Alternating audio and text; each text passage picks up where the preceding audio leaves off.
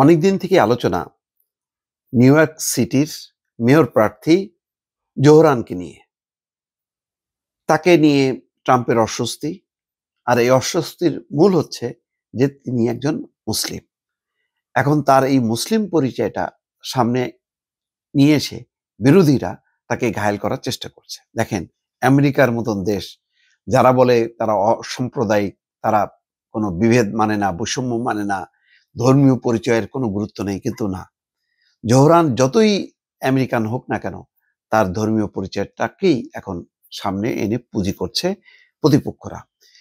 খবরে বলা হচ্ছে নিউ ইয়র্ক নগরের ডেমোক্রেটিক দলের মেয়র প্রার্থী জোহরান মামদানি তার প্রতিপক্ষের বর্ণবাদী এবং ভিত্তিহীন আক্রমণের জবাব দিতে গিয়ে এক আবেগঘন বক্তব্য দিয়েছেন। নির্বাচনে আগাম ভোট শুরুর মাত্র একদিন আগে তিনি এই বক্তব্য দিলেন। এই নির্বাচনে তার জয় প্রায় নিশ্চিত বলে ধারণা করা হচ্ছে। শুক্রবার নগরের ব্রাঙ্কস এলাকার একটি মসজিদের বাইরে দাঁড়িয়ে জোহরান বিরোধীদের সমালোচনা করেন। তার ভাষায় তারা ঘৃণাকে সামনে নিয়ে আসছেন। তিনি জোর দিয়ে বলেন, তাদের এই ইসলাম ভীতি শুধু মেয়র পদে ডেমোক্রেটিক দলের প্রার্থী হিসেবে তাকে আঘাত করছে না, বরং নিউ ইয়র্কে বসবাসরত প্রায় 10 লাখ মুসলিমের আবেগকেও আঘাত করছে। 4 নভেম্বর মেয়র নির্বাচনে 2 সপ্তাহের কম সময় আগে দেওয়া বক্তৃতায় জোহরান বলেন, নিউ ইয়র্কে একজন মুসলিমের জীবন মানেই অসম্মান এবং অমর্যাদা মেনে নেওয়া। তবে এই অসম্মান কেবল আমাদের একার নয়, নিউ ইয়র্কের বহু মানুষই এর শিকার।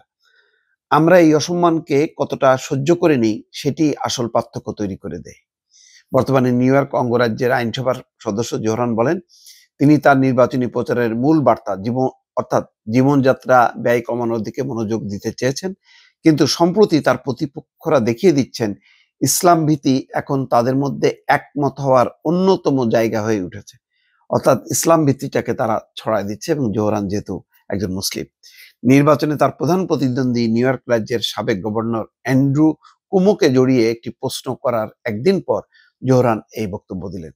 রেডিও সঞ্চালক সিড রোজেনবার্গ অনুষ্ঠানে কুমুকে নিয়ে এক অনুষ্ঠানে বলেন, আরেকটি 9/11 হামলা হলে জোহরান উল্লাস করবেন। এই কথা শুনে কুমু হেসে ওঠেন। ডেমোক্রেটিক দলের সদস্য হওয়া সত্ত্বেও জুনে দলীয় প্রাইমারিতে জোহরানের কাছে হেরে যাওয়া কুমু রেডিও সঞ্চালক রোজেনবার্গের কথায় সাই দিয়ে বলেন, সেটিও আর একটা সমস্যা। মুসলিমদের অধিকার নিয়ে কাজ করা সংগঠন CAIR অ্যাকশনের নির্বাহী পরিচালক বাসিম এলকারা রেডিও অনুষ্ঠানে কুমুর এই আচরণকে ঘৃণ্য, বিপজ্জনক এবং অযোগ্য বলে আখ্যা দেন। তার মানে এক ধরনের মানসিকতা, মানে অন্য ধর্মে, বিশেষ করে এই যে যারা ইহুদি খ্রিস্টান, তাদের মধ্যে এক ধরনের উস্কায় দেয়া তাদেরকে, যে দেখো জোহরান মামদানি সে কিন্তু মুসলিম, সে আসলে বিপদ হবে, এটা হবে সেটা হবে।